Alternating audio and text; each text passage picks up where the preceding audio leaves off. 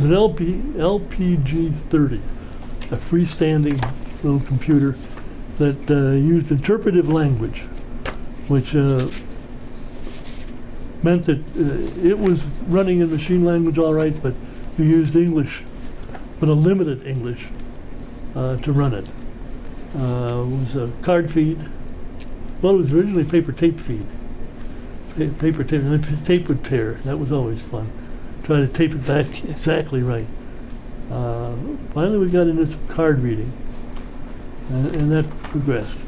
And I had the first microcomputer in engineering at home.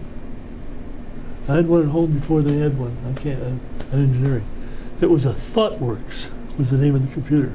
It was built here in Phoenix.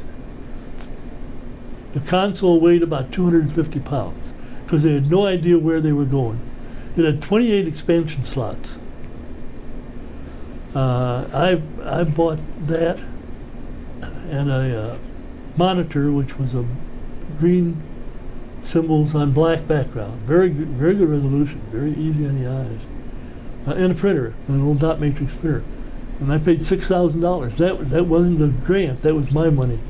That was to get started in this thing. When did you see your first computer? Was it here on campus? They had a 1620. That was a later one. It was a punch tape one. The LPG-30 would predated that. Yeah, we worked for the 1620 for a while too. They had a tendency to overheat too, a little bit. In fact, the card box held 2,000 cards. And I taught a course for practicing engineers and the use of the computer and structures.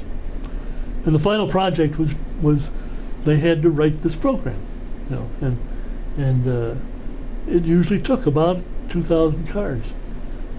Day before he was going to hand it in, one guy dropped the box. And at that time, they didn't have numbers in column 80. That came later. There was no way to put it back together. No way at all. Later on, they reserved columns 81 through 90 or something for a number. And when you punched the card, it'd have a number, and then they had a machine that you could throw all the cards in, and it would sort them, and they'd come out by the numbers.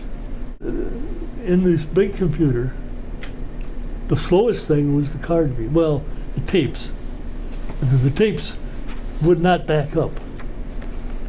So and a lot of solution procedures require that you move one and then you move back one.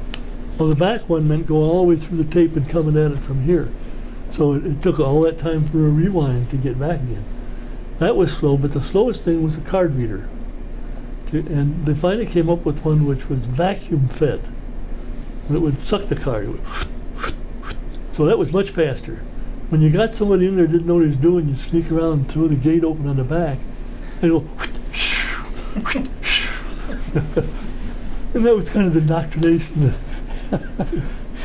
Is that a practical joke? Yes, that was a practical joke. And